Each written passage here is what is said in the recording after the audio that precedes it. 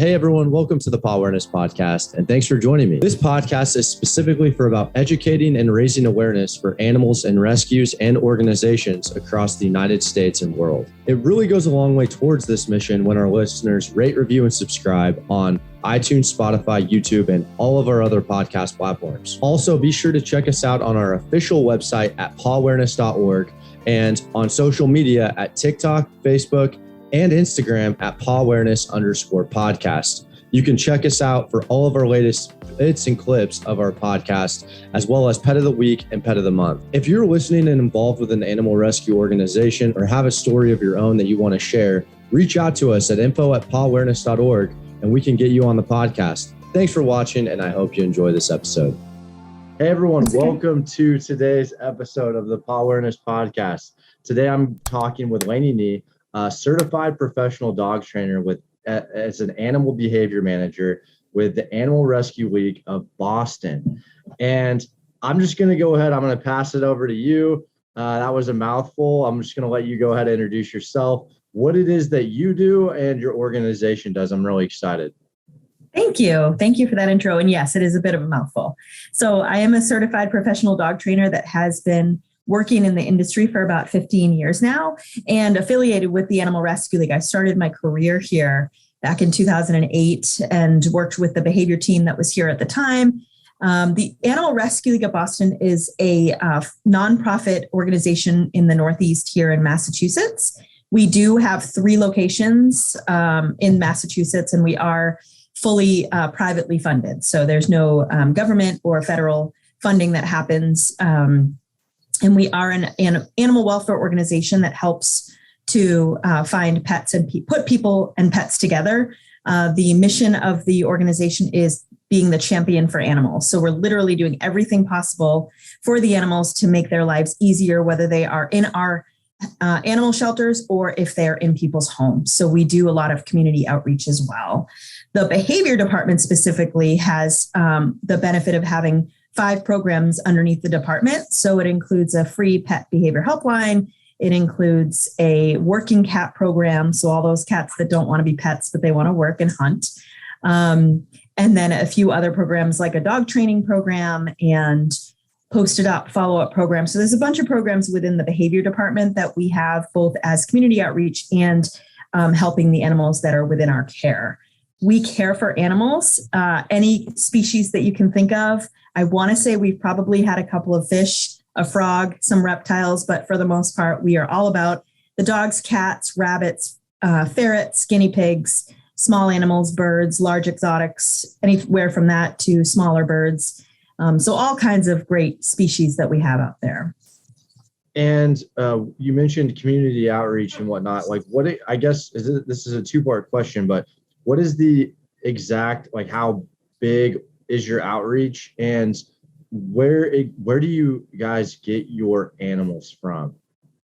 So really good questions. We are community outreach to local communities here, but we also help nationally by participating in animal transport, both with cats and dogs from states that have overpopulation issues. So we'll help to alleviate some of that pressure by taking some of the animals from them that need to find homes, because here in the Northeast, you might have the same situation in California too, but in the Northeast, we have a lack of animals. We don't have cats and dogs for people to adopt as frequent as we did, many years ago. And so if there's an overpopulation issue somewhere in the country, we want to be there to help. So we're able to outreach that far, but locally, we also help with a community cat program where we're helping any communities that have an overpopulation of cats, doing trap, neuter release programs.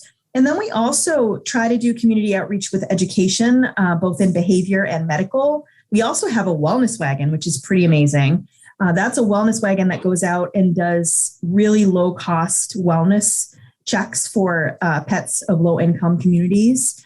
And then a spay wagon so we'll go out, we'll take our bus. It's literally a big bus that was converted into a vet surgery suite and go out and do spays and neuters for people in the community as well. So we really try to get out there as far as both behaviorally, medically, and just educationally as well. And you mentioned why in the beginning that you're privately funded versus the alternative of government funding. Can you talk about maybe some of the pros and cons behind that? Like maybe I'm sure there's probably pros and cons to both, right? For sure.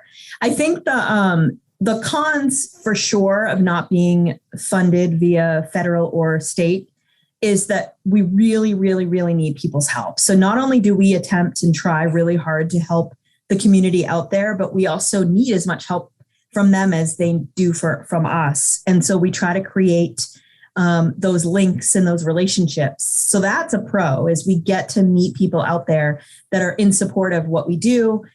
There are people that go way back as supporters for the Animal Rescue League of Boston. I will say we just hit our 100th year of being an organization within Massachusetts. So we've been around for a while. People know the name, and it's something that we're really, really proud of. The tough part with the funding as well is we have to be picking and choosing as to what we want and what we need, and really do our best to get our word out there of what we do, but also be sure that our staff and our, the people that work with us are getting as much as they possibly can too, with the limited resources that we have. So all the departments need the support as well. If we were federally and state funded, there comes cons with that too. We'd have to really go through lots of mandates and red tape.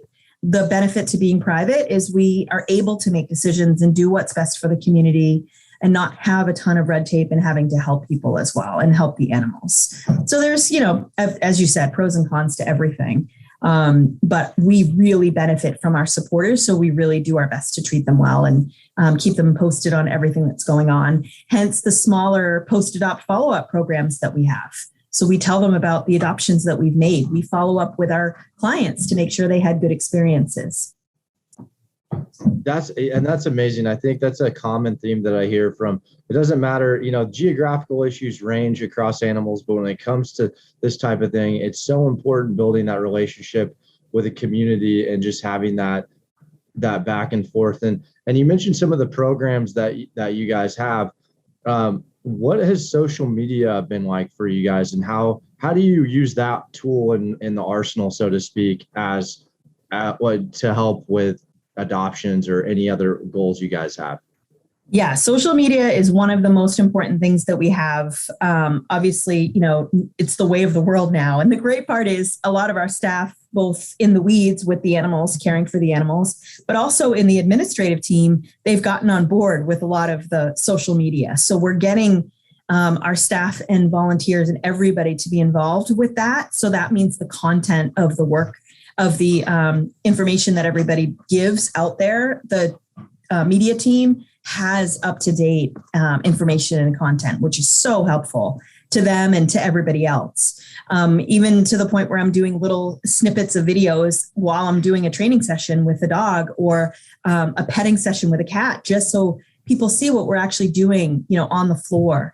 In addition to that, with all of the post-adopt follow-up that we do, we get as many stories as possible. We always ask if we can, put that on our social media. And then also with community outreach, you'll notice that we're able to do a lot of that too, is tweeting, things. And if we're out with the wellness wagon, people can tweet, the staff can tweet like what's happening at the moment, where we're at, where we're going to be at. In addition to that, we have public dog training classes. So you'll see a lot of our activities going on with our public dog training classes, again, to be able to reach out there. Now, here's the caveat to that. So we have 3 different locations in Massachusetts. Not sure how familiar you are, but Massachusetts isn't gigantic. It's pretty small, but it's not huge. It's not tiny either. The 3 locations are Cape Cod. So you might have heard of Cape Cod before. Our Dedham location, which is sort of the southern part of a rural community. And then we've got Boston. So right in the south end of Boston. And you'll notice that with our social media, people in Boston are all over it. Like you can tell the difference between our social media in Boston and then also our lack thereof on the Cape. So the Cape is, especially in the time where it's winter, people will call us up and the phone rings the most, I want to say, on the Cape because they don't necessarily have internet access, or, the older community doesn't have email and stuff like that. So they're really grassroots. Like, they want to come into the building. They want to talk to people. They don't want to be bothered going onto the website to see what animals are available. So it's really interesting is it takes a different outreach. Even though we're one organization, all 3 locations do different types of outreach. That's really interesting, and it makes sense. And that's awesome that you guys are in touch with your communities to that extent to where you kind of know what to cater to each one. My question for you though is, well, it's another 2-part question. Is one is how many volunteers do you have? And then to kind of piggyback off of that is specifically the Boston location. Boston's huge, right? So Boston's huge. As an organization, is there ever such a thing where you guys are like, hey, okay, we can't help, we have too many volunteers. There's like a wait list or anything like that. What is that like? So the good news is that we ebb and flow with those kind of problems. And I say problems with a real grain of salt, because these are the problems that you're desperate to have, right? We are so blessed with an amazing amount of volunteers. I can't for the life of me tell you how many. I want to say, for example, if we do foster and volunteers, even just during COVID, we had an additional 500 foster people sign up just to foster animals, whether to get them out of the shelter or to help during COVID times, or our temporary housing programs that we were doing. So if we have that many fosters, probably double volunteers, triple volunteers.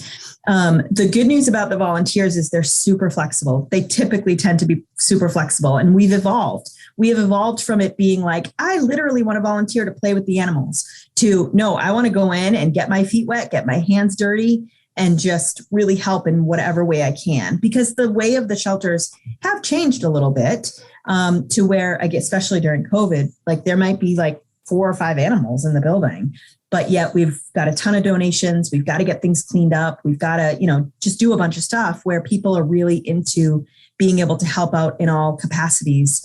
Again, as opposed to way back when they'd come in, walk a dog, leave. It's really, really different. And we have the opportunity for people to volunteer in many different aspects. The great part about being a pretty established organization is that if you don't want to work with the animals, or you have a fear of some sort of a species, which we kind of talked about in the beginning, you can still help. You can still help, especially remotely. We've started doing remote work, which is amazing. My free pet behavior helpline is all done remote. I haven't met with my team. The helpline's been around forever, but the team that I started to put together in 2018 has been together now since then, and never have we met in person. Everything can be done virtually. So it's great, again, especially during COVID, silver linings. People still want to help out, but they're too nervous to come out. They can help virtually. They can help in an administrative capacity instead. And I think that's where people really feel like there's something to be done, and we're able to give them that opportunity. So plus we just need the help desperately. Yeah, exactly. Like it's like you said, it's a great problem to have when that arises. And speaking of all of the different tasks in animal rescue, it's so many. What would you say is one of your personal favorite, just parts of animal rescue since you've been in the industry? Oh boy, that's a really good question, and a super big question. I love to be able to do 2 things. One, I love to help the animals that are in our care. I'm a dog person. I do have the benefit of having a person under me named a feline behavior supervisor. So she takes all of the cat stuff. We work on it together. But if I'm able to work with the dogs in the shelter and see them from the minute they walk in the door to as they're with us, working on behavior plans, working on training, working on just helping them get through their stay with enrichment and whatever else they might need. Obviously, we do a ton of medical work with the animals too, which is great. Again, another benefit to have. And then I can work with them to find their adopter. That is ultimately what makes my day. I mean, that makes my year. I can go through and I put pictures up, and I have a ton of photos of posted up follow-ups and seeing them in their forever homes. I think that's my favorite part of my job. If I could just do that every day, come in, both cats and dogs for sure. That would be ultimately my favorite thing. I think one of the other things that I love, and one of my favorite programs that I run in the 5 programs that I have under the behavior department, is truly the behavior helpline and post-adopt follow-up, because those really do give us the idea of what's happening out there. Like, what are people going through? I also run a full-fledged dog training program and behavior consulting program, which also gives me an idea of what's happening out there. Like, what are people going through? What is the need out there? And where can we start to improve things? And where do people most need the help? And I think, again, if, obviously, I had asked, we spread the word about the helpline, but it also just gives them that resource. You'd be surprised. There's not a ton of resources out there for cat behavior. And I think getting that word out and getting resources out there available for people is going to be really important as well. So in a nutshell, it's just literally working in the shelter, taking the animals out, getting my feet wet, doing everything I possibly can to help them and see that change in their behavior for sure. And specifically, like talking about the helpline and the problems and whatnot, what kind of issues are you guys getting a lot of calls about? Like, is there, like, I'm sure there's probably like the 80-20 rule, probably like, Sure. Probably like 20% of, or 80% are just like some of the same problems. Yes, very much so. So it's not the hardest thing to train is new people, is because we could go over all of the calls and that's basically the calls we're going to get. Sometimes we're, hit with these random calls of, I think somebody got ferrets the other day and we were so excited. We just added small animals. So it was literally just cats, dogs. And now we've just added the smallies and the birds and large exotic small birds, that sort of thing. And so what the great part about that is to be able to get that experience. But with dogs and cats, for sure, there aren't a ton of cat resources. And so people see helpline for behavior and they're like, I need to know what to do with my cat, because you hear everything about resources for dogs, because dogs are out there. They're in the public. They're on the street. And, everybody goes to dog training classes. You have places to go. It's starting to change. You're starting to see cats have kitten classes and things like that. But right now, it really is cat calls are number one. The cat behavior problems are probably shy cats and maybe litter box stuff. For dog problems, the number one problem recently has been really shy and fearful dogs, and then dogs being reactive to other dogs on leash, under socialization, those kind of problems. And that's kind of what people are, dealing with the most, especially in our classes as well.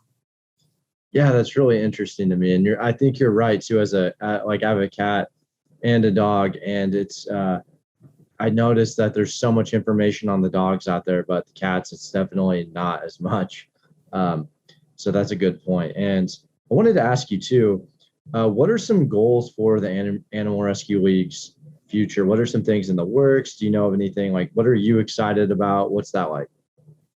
We have been doing a great job, if I can toot our own horn, of trying to keep up with what's actually happening out there nationally in the industry.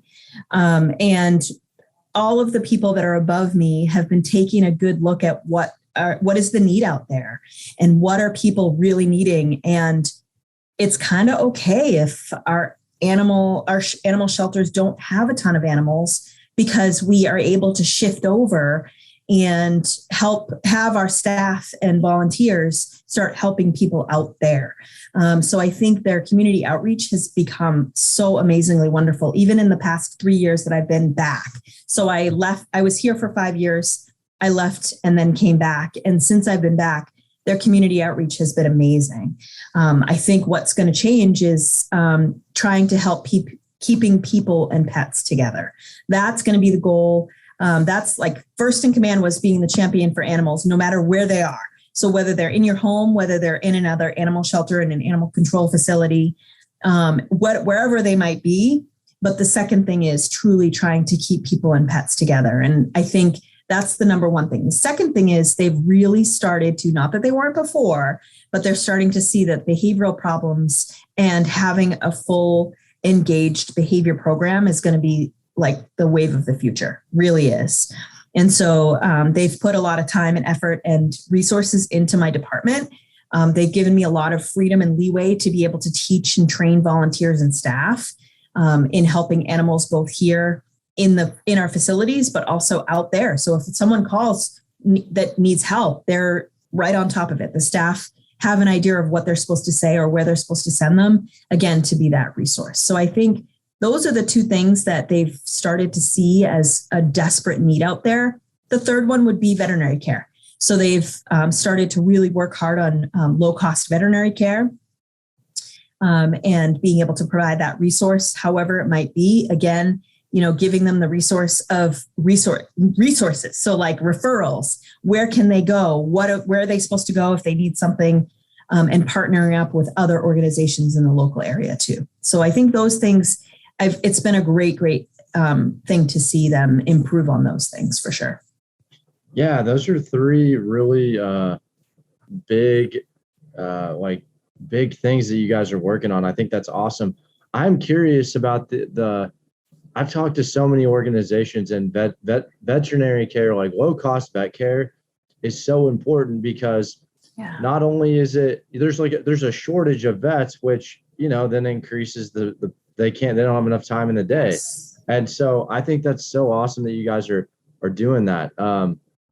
And that's I think that's definitely a wave of the future as well, for animal rescue and saving some of these animals.